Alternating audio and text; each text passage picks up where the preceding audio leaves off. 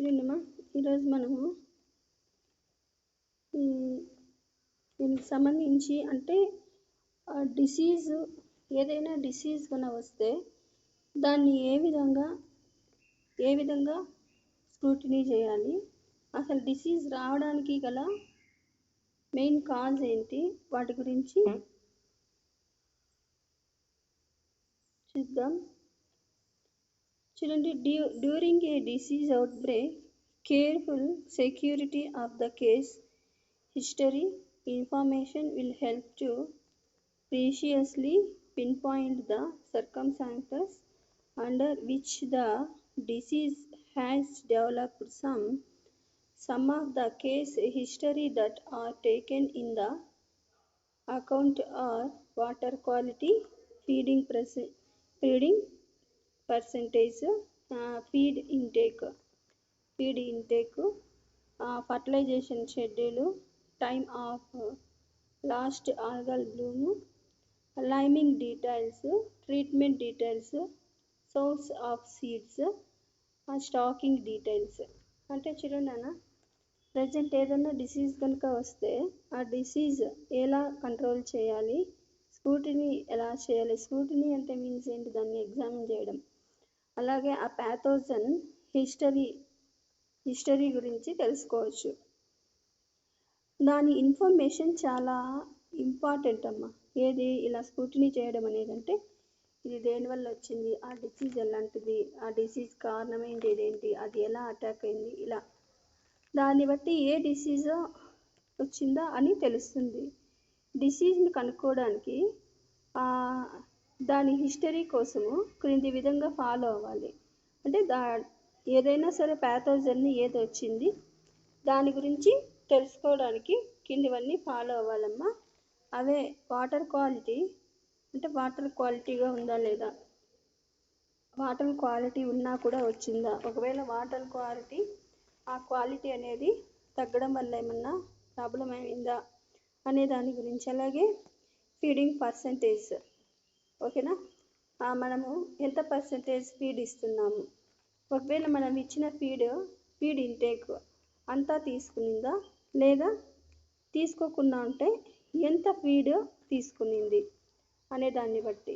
Fertilisation అంటే ఎందుకు intake అని చెప్పాలి అంటే, మనం వేసిన ఫీడ్ అంతా తీసుకుంటే పర్లేదు, ఒకవేళ మిగిలిపోయింది అనుకో పాండ్లో, అది వేస్ట్ అయ్యి కుళ్ళిపోయి సమ్ ఆర్గానిజమ్స్ చేరడానికి, ఫంగస్ రావడానికి కాజ్ అవుతుంది కదా, అందుకోసమని. అలాగే ఫర్టిలైజేషన్ షెడ్యూల్, ఎప్పుడు ఫర్టిలైజేషన్ చేయించారు, ఒకవేళ చేయించింటే కనుక ఫర్టిలైజేషన్ జరిగిందా లేదా, జరిగితే అనుకున్న కాటికి ఫర్టిలైజర్ ఎగ్స్ రిలీజ్ అయ్యాయా లేదా, ఇవన్నీ. అలాగే time of last algal Bloom, ఈ ఆల్గల్ బ్లూమ్స్కి సంబంధించినటువంటి దానికి సంబంధించినటువంటి మ్యాటర్స్. అలాగే లైమింగ్ డీటెయిల్స్ అంటే ఇది మనము వాటర్కి కానీ సాయిల్కి కానీ లైమ్ అనేది యాడ్ చేస్తూ ఉంటారు, ఓకేనా. ఎందుకు అంటే ఒక్కొక్కసారి ప్యూరిఫై చేయలేకపోతాం వాటర్ని, అలాంటప్పుడు ఇలా లైమింగ్ చేస్తారనమాట. ట్రీట్మెంట్ డీటెయిల్స్ అంటే ట్రీట్మెంట్ ఏమన్నా చేసామా, ముందుగా ఏదైనా ట్రీట్మెంట్ తీసామా, లేదా ఎలాంటి డిసీజ్ వచ్చింది దానికి ఎలాంటి ట్రీట్మెంట్ ఇచ్చాము, ముందు ఎలాంటివి అటాక్ అయి ఉన్నాయి, వాటికి ఎలాంటి డిసీజెస్ వచ్చినాయి, ఆ డిసీజెస్కి ఇచ్చినటువంటి ట్రీట్మెంట్ ఏంటి. అలాగే source of seeds, stocking details, ఓకేనా. సోర్స్ ఆఫ్ సీడ్స్ అంటే మనం ఎలాంటి సీడ్స్ని తీసుకున్నాము, మనకి ఎలాంటి సీడ్స్ అవైలబుల్గా ఉండేవి.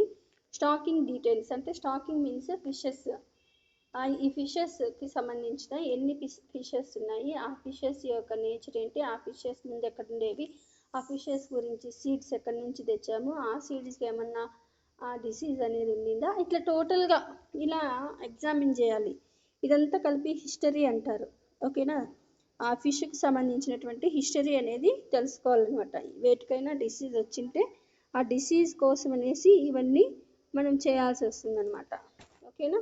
నెక్స్ట్ చూడండి, next one mode of infection of disease in fishes. అంటే ఎలాంటి ఫిషెస్ ఉంటాయి కదా, ఈ ఇన్ఫెక్షన్ ఇన్ఫెక్షన్ అనేది ఏ విధంగా వచ్చింది అనే దాని గురించి. The contraction of infection is direct in most parasites and pathogens. The disease causing agent freely swim onto the host or contract by it by contiguity or throwing a vector. A fish leech transmission, trypanoplasma in cyprinid causing sleeping sickness, trypanoplasmosis. Infection may be caused through the food medium which is already infected. ఓకేనా, ఇలా ఈ infection ఎలా వచ్చింది అనే దాని గురించి. For example, transmission of cestodes through infected copypods, which is subsequently eaten up by the fish. They harm the fish as described below. అంటే ఈ ఇన్ఫెక్టియస్ ఏమన్నా వచ్చింటాయి కదా ఫిషెస్కి, ఆ ఇన్ఫెక్టియస్ గన వస్తే ఎలాంటి సిమ్టమ్స్ కనిపిస్తాయి, ఆ సిమ్టమ్స్ దేని వల్ల వచ్చింది, అలా సిమ్టమ్స్ ఏ పారాసైట్ వలన వైరస్ వలన దేని వల్ల వచ్చింది అనేది కింద మనకి కొన్ని పాయింట్స్ చెప్పారనమాట. అలా వాటిని ఫస్ట్ తెలుసుకున్న తర్వాత వాటికి ట్రీట్మెంట్ అనేది స్టార్ట్ చేయాలి. చూడండి, first point, cestodes cause mechanical damage as they large scale multiplication block the lumen of the gut.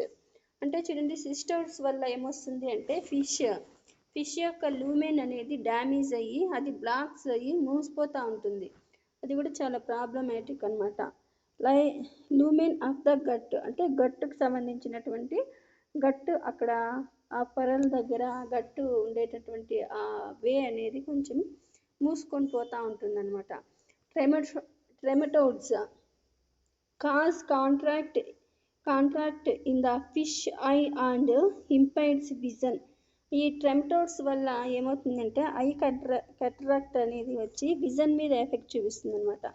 అలాగే అకాంతోసెఫలాన్స్ హెవీలీ పర్ఫోరేట్స్ ఇన్ ఇంటెస్టైన్. అంటే అకాంతోసెఫలాన్స్ వల్ల ఇంటెస్టైన్లో కొంచెం చిల్లులు అంటే హోల్స్ లాగా పడి డ్యామేజ్ అవుతూ ఉంటుంది అనమాట. లింగులా, ఇది కూడా సెస్టోడే, multiplies to such an extent that it continues about half of the total weight of the host fish. The parasite consume a substantial part of the fish's food and thus retards its growth. అంటే చూడండి, లింగులా అనే ఇది fish బాడీలోకి చేరి fish వెయిట్లో ఇవే ఎక్కువగా ఉండిపోతాయి అన్నమాట. అలాగే ఇలా బాడీలో ఎక్కువ పెరగడం వల్ల ఈ ఫిష్ తీసుకున్నటువంటి ఫుడ్ అంతా కూడా ఇది లాగేసుకుంటూ ఉంటుంది. సో దీనికి ఫిష్కు సరిగ్గా ఫుడ్ అందక ఏమవుతుంది, అప్పుడు ఫిష్ సరిగ్గా ఫుడ్ అందక ఏమవుతుంది, డ్యామేజ్ అవుతుంది, గ్రోత్ అనేది సరిగ్గా ఉండదు, న్యూట్రిషన్స్ సరిపోవన్నమాట ఆ ఫిషెస్కి. ఓకేనా, నెక్స్ట్ చూడండి, white spot and black spot cause irritation in the skin and the fish scratches to bleeding. అంటే చూడండి, స్కిన్ మీద వైట్ అండ్ బ్లాక్ స్పాట్స్ అనేటివి వచ్చి ఇరిటేషన్ కలుగుతుంది అనమాట వాటికి. అలాగే స్కిన్ మీద గీతలు కూడా పడిపోయేసి బ్లీడింగ్ జరుగుతూ ఉంటుంది, బ్లీడింగ్ కూడా అవుతూ ఉంటుంది అనమాట. ఆర్గిలస్ ఫిష్ ఇది from it's poison glands discharges toxic substances that may hasten the death of the host fish. అంటే చూడండి, ఆర్గిలస్ అనే ఫిష్ కనుక పాండ్లో ఉండిందనుకో, ఇది చాలా డిసీజ్ని ఇస్తుంది అన్నమాట. ఇది కూడా ఫిష్ డిసీజ్ని ఇస్తుంది. అంటే ఈ ఫిష్ నుంచి కొన్ని డిశ్చార్జ్ అవుతాయి. అవి ఏవంటే లైక్ పాయిజన్స్కి సంబంధించిన కొన్ని సెక్రిషన్స్ వస్తాయన్నమాట. ఈ పాయిజన్స్ని మిగతా ఫిషెస్ కనుక ఒకవేళ పాయిజన్ లోపలికి వెళ్ళిందనుకో మిగతా ఫిషెస్కి ప్రాబ్లం వస్తుంది. ఓకేనా, మిగతా ఫిషెస్కి ప్రాబ్లం వచ్చి చనిపోతూ కూడా ఉంటాయన్నమాట. The common aquatic fungus is Saprolegnia parasitica. ఇదేంటి అంటే ఫంగస్ అమ్మ. It is a secondary parasite that invariably cause death to the host fish. అంటే ఈ ఫంగస్ వల్ల ఒక్కోసారి డెత్ కూడా జరుగుతూ ఉంటుంది. ఓకేనా, ఇవన్నీ కాజెస్ ఏంటి, ఇన్ఫెక్షన్ అవ్వడానికి, ఫిష్ ఇన్ఫెక్షన్ అయ్యి డిసీజ్ రావడానికి ఇవన్నీ కాజెస్ అనమాట. సెస్టోడ్స్, ట్రెమటోడ్స్, అకాంతోసెఫలాన్స్, లివిలా, అలాగే కొన్ని వల్ల ఏమవుతుంది అంటే ఫంగస్ వల్ల spots, black and white spots వస్తాయి. అలాగే కొన్ని గీతలు పడి దాని నుంచి బ్లీడింగ్స్ కూడా వస్తుంటాయి. ఆర్గులా అనే ఫిష్ కన్నా ఉంటే పాండ్లో మిగతా ఫిషెస్కి ఏమవుతుంది, డెత్ పాయిజన్ అది రిలీజ్ చేసే సెక్రిషన్ చేసే డిశ్చార్జ్ చేసేటటువంటి పాయిజన్ వేరే ఫిషెస్ కన్నా బాడీలోకి వెళ్తే అవి చనిపోతాయి. ఇంకా కొన్ని ఫిషెస్ ఫంగస్ వల్ల కూడా ఒక్కొక్కసారి ఇవి ఏమవుతాయి అంటే చనిపోయే అవకాశం కూడా ఉందన్నమాట. ఇలా ప్రాబ్లం అవుతూ ఉంటుంది. ఓకేనా, నెక్స్ట్ చూడండి. నెక్స్ట్ మనకి ఇక్కడ కొన్ని దీనికి సంబంధించి కొన్ని డిసీజెస్ గురించి చూద్దాం. Various ingredients present in the domestic and industrial influents may find their way into fishery sources and caused various disorders in fish. Some of these are listed below along with the disorders caused. అంటే చూడండి, కొన్ని ingredients, కొన్ని పదార్థాలు ఈ వాటర్లోకి చేరడం వల్ల ఏమవుతుందంటే ఫిషెస్కి చాలా దాని మీద ఎక్కువ ఇన్ఫ్లుయెంట్ అవుతాయి. అలాగే కొన్ని ఈ వేరియస్ డిజార్డర్స్ కూడా వస్తూ ఉంటాయి అన్నమాట కొన్ని పదార్థాల వల్ల, కొన్ని సబ్స్టాన్స్ వల్ల. చూడండి, సబ్స్టాన్స్ అవి రావడానికి సబ్స్టాన్స్ కనుక పాండ్లో వాటర్లో ఉంటే కనుక ఫిషెస్కి వచ్చేటటువంటి డిజార్డర్స్ ఏముంటాయి అనేసి, ఒకవేళ వాటర్లో phenol, synthetic detergents and alkaloids ఇవి కన్నా వాటర్లో చేరాయనుకో, హిమార్గా ఆన్ స్కిన్ అంటే బ్లడ్ స్కిన్ నుంచి రిలీజ్ అవ్వడము, head base of the fin.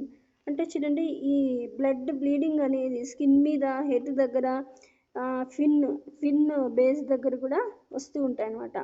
Discolouration of gills ఎలా అవుతాయి, చేంజ్ అయిపోతాయి కలర్ అనేది. ఓకేనా, చార్జెస్ ఇన్ బ్లడ్ అనమాట. ఓకేనా, చేంజెస్ ఇన్ బ్లడ్ అంటే బ్లడ్లో కొంచెము బ్లడ్ క్వాలిటీ అనేది చేంజ్ అయిపోతుంది. కార్బజల్స్ in erythrocytes, decrease in erythrocytes. ఓకేనా, ఎర్ర రక్త కణాలు అనేటివి తగ్గిపోతాయి. Phenol synthetic detergents and alkalines కన్నా వాటర్లో కన్నా చేరినాయనుకో ఇన్ని ప్రాబ్లమ్స్ వస్తాయమ్మా. స్కిన్ నుంచి head, base of the fin నుంచి హిమార్గి అంటే బ్లడ్ కారడం జరుగుతుంది. గిల్స్ అనేది డిస్కలర్ అయిపోతూ ఉంటుంది. చేంజెస్ ఇన్ బ్లడ్ కార్పసల్స్ అంటే బ్లడ్ కార్పసల్స్కి చేంజ్ అవుతూ ఉంటుంది. అలాగే డిక్రీజ్ ఇన్ ఎరిథ్రోసైట్స్ ఎర్ర రక్త కణాల యొక్క సంఖ్య కూడా తగ్గిపోతూ ఉంటుంది. ఓకేనా, క్లోరిన్ చూడండి, క్లోరిన్లో 4 milligrams పర్ లీటర్ కంటే ఉన్నాయనుకోండి, అప్పుడు ఏమవుతుంది అంటే ఈ ఫిషెస్కి డ్యామేజ్ ఆఫ్ గిల్స్లో డ్యామేజ్ వస్తుంది, అనీమిక్ వస్తుంది. అంటే ఆర్బీసీ అనేది తగ్గిపోయి, బ్లడ్ అనేది తగ్గిపోయి అనీమియా వస్తుంది. In carps death results after 8 hours. ఓకేనా, ఈ క్లోరిన్ కన్నా చేరిందనుకో ఎక్కువగా గిల్స్ డ్యామేజ్ అయిపోతాయి. అలాగే కార్ప్స్కి చాలా ఎఫెక్ట్ అవుతుంది. కార్ప్ ఫిష్కి ఎలా అంటే అవి 8 hours లోపల చనిపోతూ ఉంటాయి. ఓకేనా, ఆర్సెనిక్ సాల్ట్స్, అలాగే manganese chloride and acids blindness వస్తుందమ్మా. ఈ arsenic salts and manganese, chloride and acids ఇవన్నీ కనుక వాటర్లో ఉన్నాయనుకో ఫిషెస్కి బ్లైండ్నెస్ అనేది వస్తుందన్నమాట. ఐరన్ అండ్ నైట్రేట్, ఓకేనా, ఇంక్రీజ్ ఇన్ ఎరిథ్రోసైట్స్, ఓకేనా. ఒకవేళ ఐరన్ నైట్రేట్స్ వాటర్లో ఎక్కువ అయిపోయినాయి అనుకో erythrocytes RBC red blood cells అనేటివి ఎక్కువ అయిపోతాయి అన్నమాట, ఓకేనా. అమ్మోనియా కనుక 1 మిల్లీగ్రామ్ పర్ లీటర్లో ఉంటే దానికంటే ఎక్కువ తక్కువ ఉంటే కనుక ఎక్స్టర్నల్ బ్లీడింగ్ అంటే బయట నుంచి ఏదన్నా స్కిన్ మీద లేదా హెడ్ మీద ఫిన్స్ మీద నుంచి కూడా బ్లీడింగ్ అనేది వస్తూ ఉంటుంది. హీమార్గే ఆఫ్ ఇంటర్నల్ ఆర్గాన్స్, ఓకేనా, ఇంటర్నల్ ఆర్గాన్స్ నుంచి బ్లడ్ అనేది కారుతుందన్నమాట దీనివల్ల అమ్మోనియా చేరడం వల్ల. కార్బన్ డైఆక్సైడ్ కనుక వాటర్లో ఎక్కువ ఉంటే కనుక కాల్షియం డిపాజిట్ ఇన్ యురేటర్స్లో కాల్షియం డిపాజిట్స్ అనేవి పెరిగిపోతాయి. అలాగే స్వెల్లింగ్ ఆఫ్ కిడ్నీ కూడా వాపులు వస్తూ ఉంటాయి అన్నమాట కిడ్నీకి, ఓకేనా. హైడ్రోజన్ సల్ఫైడ్ కనుక ఉంటే అది 0.6 milligram per litre, gills become reddish violet in colour, ఓకేనా. నెక్స్ట్ చూడండి, ఇక్కడ ఇన్ని డిసీజెస్ వస్తున్నాయి నాన్న, ఏటి వల్ల వస్తున్నాయి? ఫినాలు, సింథటిక్ డిటర్జెంట్స్ అండ్ ఆల్కలైజ్ గానే ఉంటే బ్లడ్ కారడము కొన్ని పార్ట్స్ నుంచి, స్కిన్, హెడ్, ఫిన్స్ నుంచి, అలాగే గిల్స్ చేంజ్ అవ్వడము, అలాగే బ్లడ్ కార్పసల్స్ చేంజెస్ అయిపోతూ ఉంటాయి. అలాగే డిక్రీజ్ ఇన్ ఎరిథ్రోసైట్స్, అలాగే క్లోరిన్ గానే ఉంటే కనుక గిల్స్ డ్యామేజ్ అవుతాయి, అలాగే అనీమియా వస్తుంది. కార్ప్స్ అయితే కనుక 8 hours లోపల చనిపోతాయి. అలాగే arsenic salts, manganese, chloride and acids కనుక ఉన్నాయనుకో బ్లైండ్నెస్ వస్తుంది. ఐరన్ అండ్ నైట్రేట్ కనుక ఉంటే కనుక ఇంక్రీజ్ ఇన్ ఎరిథ్రోసైట్స్ వస్తాయి. అమ్మోనియా ఉంటే కనుక external bleeding of haemorrhage of internal organs. Carbon dioxide కనుక ఉంటే calcium deposits in ureters, swelling of kidney. Hydrogen sulphide వల్ల gills become reddish violet in colour, రెడ్గా వైలెట్ కలర్లోకి చేంజ్ అయిపోతూ ఉంటాయి. నెక్స్ట్ చూడండి, next what are the nutritional disease in fishes? Nutritional disease can be said to be of 3 types. Those arising from malnutrition. Next చూడండి, those arising from imbalance in the major components of food. Those arising from toxic effect of the diets. అంటే చూడండి, ఇక్కడ ఏంటి అంటే disease in fishes, న్యూట్రిషనల్స్ వల్ల కొన్ని తగ్గినా ఎక్కినా వేరే ఉన్నా కానీ కొన్ని ప్రాబ్లమ్స్ వస్తూ ఉంటాయమ్మా. ఈ ఇంబ్యాలెన్స్, ఓకేనా, ఫుడ్ ఇంబ్యాలెన్స్ వచ్చినా కానీ న్యూట్రిషన్కి సంబంధించినటువంటి డిజార్డర్స్ వస్తూ ఉంటాయి.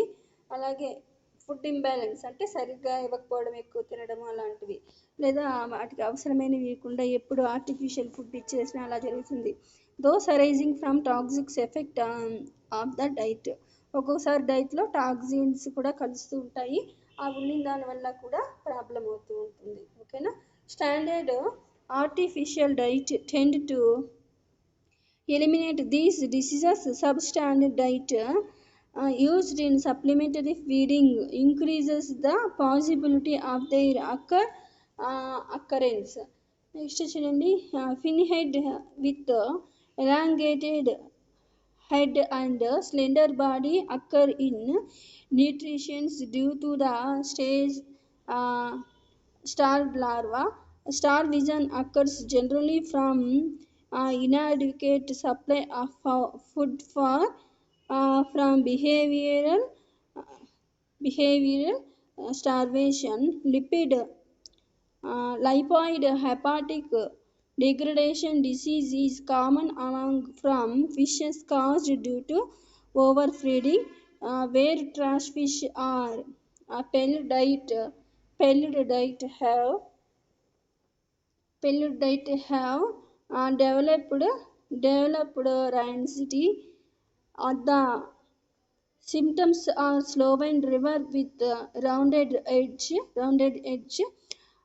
anemia followed by gills, gills looking polar. Nutritional gills disease occur from pathogenic acid deficiency in the diet. The symptoms are inaptness, respiratory troubles, in anemia. Next చూడండి, what are the hygienic methods in disease management of fishes. ఓకేనా, hygienic methods అంటే ఇప్పుడు చెప్పుకున్నాం కదా diseases ఎలా వస్తాయి అనేసి. కొన్ని ఫంగస్ వల్ల వస్తాయి, కొన్ని మైక్రో ఆర్గానిజమ్స్ వల్ల వస్తాయి, కొన్ని బ్యాక్టీరియాస్ వల్ల వస్తాయి, కొన్ని వాటర్లో చేంజెస్ వల్ల వస్తాయి అని చెప్పుకున్నాం కదా. ఇవన్నీ ఇంకా వాటర్లో కొన్ని సబ్స్టాన్స్ చేరడం వల్ల కూడా వస్తాయని చెప్పుకున్నాం కదా. ఇవన్నీ రాకుండా చేయాలి అంటే ఏ విధంగా హైజీన్ మెథడ్స్, ఏ విధంగా హెల్త్ని ప్రొడక్షన్ చేయాలి, ఫిష్ హెల్త్ని అనేది చూడండి. The prevention measures to be taken are అంటే కింద ఉండే ప్రివెన్షన్ కనుక చేస్తే కనుక వీలైనంత వరకు అవి ఇన్ఫెక్ట్ అవ్వకుండా ఉంటాయి fishes. Periodical drying of pond and then refilling it with fresh good quality water. అంటేనా ప్రతి సీజన్కి అంటే ఒక సీజన్లో ఫిషెస్ మార్కెటింగ్ సైజ్కి వచ్చి తీసేసిన తర్వాత మళ్ళీ ఇంకొక సీడ్స్ వేసే ముందు ఏం చేయాలి, డ్రైయింగ్ చేయాలి. Drying of ponds and then refilling it with fresh good quality water. ఓకేనా, డ్రైయింగ్ చేసిన తర్వాత వాటికి చాలా మంచి ఫ్రెష్ వాటరు అండ్ క్వాలిటీ బాగుండే వాటర్ని ఫిల్ చేయాలన్నమాట. Next siltation should be avoid as possible. సిల్టేషన్ని వీలైనంత వరకు లేకుండా చూసుకోవాలన్నమాట. Growth of weeds to be control. Weeds అంటే కలుపు, అంటే వాటికి పనికిరానటువంటివి ఏదన్నా ఉంటే చిన్న వేరే ఆర్గానిజమ్స్ కావచ్చు లేదా ప్లాంట్స్ కావచ్చు, ఇలాంటి వీడ్స్ ఏమన్నా ఉంటే కనుక వాటిని కంట్రోల్ చేయాలన్నమాట, పెరగనీయకుండా. Next pollution to the water bodies is to be avoided. ఓకేనా, వాటర్ బాడీ అంటే ఏంటంటే పాండ్సే. ఈ పాండ్స్లో ఏం చేయాలి, వాటర్ పొల్యూషన్ అవ్వకుండా చూసుకోవాలి. అలాగే sustainable stocking density is to be maintained and overfeeding is to be avoid. ఓకేనా, సస్టైనబుల్ స్టాకింగ్ డెన్సిటీ అంటే ఖచ్చితంగా ఎన్ని ఉండాలో పాండ్లో అంత డెన్సిటీలో ఫిషెస్ ఉండాలి. ప్లస్ ఇంకా మెయింటైన్ చేయాలి అంటే ఓవర్ ఫీడింగ్ ఈజ్ అవాయిడెడ్. ఎక్కువ ఫీడ్స్ వేసేది కూడా అవాయిడ్ చేయాలి. ఎందుకు, ఫీడ్స్ ఎక్కువగా మిగిలిపోతే కన్నా పాండ్లో వాటర్ అనేది ఏమవుతుంది, కంటామినేటెడ్ అయిపోయి డిసీజ్ రావడానికి, ఫంగస్ అవన్నీ చేరడానికి కాజ్ అవుతుంది. ఓకేనా, water bodies should not be stocked with and healthy or poor quality eggs and fish larva. అంటే చూడండి, వాటర్ బాడీస్లో డిసీజ్ ఉంటే కనుక ఫిషెస్లను సరిగ్గా ఎగ్స్లను పెట్టని ఫిషెస్ ఏమన్నా ఉంటే కనుక వాటిని రిమూవ్ చేయాలి. ఓకేనా, water bodies should not be stocked with unhealthy or poor quality eggs and fish larvas. Next చూడండి, frequent handling or transport of fishes to be avoided. అంటే మాటికి అంటే కొద్ది కాలానికి మళ్ళీ ఇంకొక పాండ్లోకి మార్కెటింగ్ సైజ్ రాకముందే పాండ్లలో ఊరికేనే చేంజ్ చేస్తూ ఉండకూడదు అనమాట. ఎందుకు చేంజ్ చేయకూడదు, ఒకవేళ వేరే పాండ్లోకి చేంజ్ చేసే ముందు దాన్ని సరిగ్గా చూడలేదనుకో, పాండులో ఉండేటివి సరిగైన క్వాలిటీలో లేకపోతే కనుక చాలా ప్రాబ్లం వస్తుంది. ఓకేనా, ఈ వేసిన బాగుండే ఫిషెస్ కూడా దెబ్బతింటాయి అన్నమాట.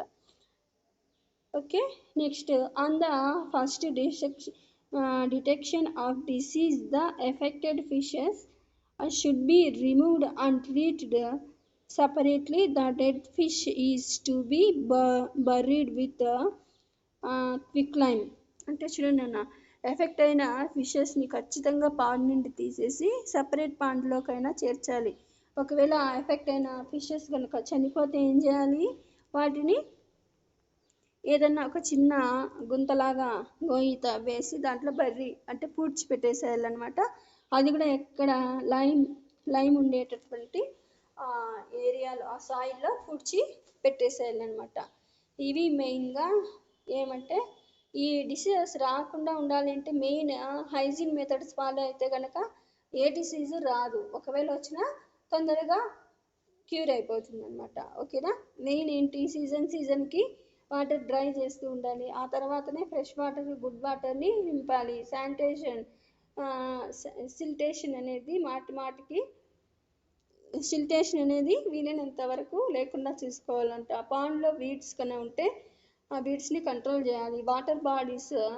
ఆ వాటర్ బాడీస్ను పొల్యూషన్ అవ్వకుండా చూసుకోవాలి. స్టాక్ డెన్సిటీ సరిపోయేంత ఫీడ్ని మాత్రమే ఇవ్వాలన్నమాట. ఎక్కువ ఇస్తే కనుక వాటర్ ఏమవుతుంది, వాటర్లో క్వాలిటీ తగ్గిపోతూ ఉంటుంది. వాటర్ బాడీస్లో డిసీజెస్ ఉంటే కనుక ఫిషెస్ని సరిగ్గా ఎగ్స్ పెట్టని ఫిషెస్లను ఉంచరాదనమాట. అలాగే ప్రతిసారి ఫిషెస్లను వేరే పాండ్స్కి చేంజ్ చేస్తూ ఉండకూడదు. ఎఫెక్టివ్ అయినటువంటి ఫిష్ని ఖచ్చితంగా పాండ్ నుండి తీసేసి సపరేట్ పాండ్కి చేర్చాలమ్మా. చనిపోయిన ఫిషెస్ కనుక ఉంటే వాటి లైమ్ గల సాయిల్లో పూడ్చిపెట్టేసేయాలి. ఇవన్నీ చేయాలి. ఓకేనా. చూడండి, central institute of brackish water aquaculture, CIBA అంటే ఏంటంటే central institute of brackish water aquaculture. ఓకేనా. Is one of the research institute under India council of agriculture research, New Delhi to serve at the nodal agency for catering to the needs of the brackish water agriculture research in India. The institute is headquarters at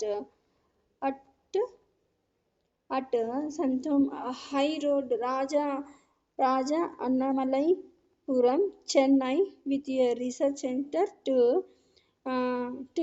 Katwit in West Bengal and an experimental feeds station at Muttukadu, roughly 30 kilometers to the south of Chennai. The institute works under the Ministry of Agriculture, India.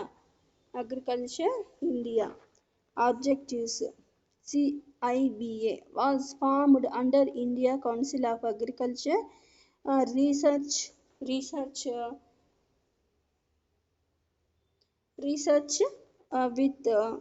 with mandate to ఏంటంటే conduct research for development water economically viable and sustainable culture system for finfish and shellfish in brackish water. Act a repository of information or brackish water, freshwater research with a systemic database. Undertake transfer of technology through training, education and extension programs. Provide constantly services. Actually, CIBA was formed under India Council of Agricultural Research with mandate to, అంటే ఈ CIBA అనేది under India council of agriculture research అమ్మా. ఇది దీంట్లో conduct research for development of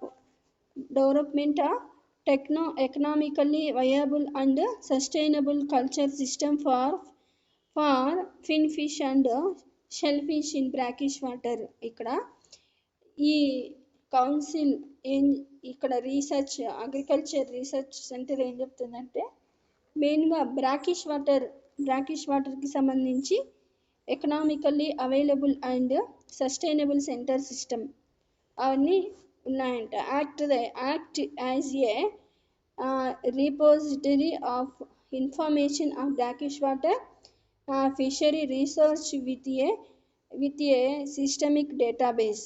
Okay na. Next, undertake transfer of technology through training, education and extension programs. Provide a provide a consultancy services. ఇక్కడ consultancy services కూడా ఉన్నాయంట.